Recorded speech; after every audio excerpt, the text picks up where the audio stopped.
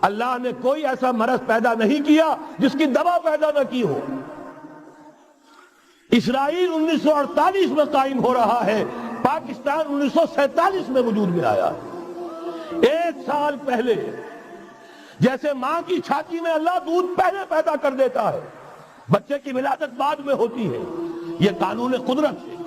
اسی طریقے سے توڑ اس کا در حقیقت اسرائیل کا توڑ ہے جو پاکستان کی شکل میں وجود میں آیا۔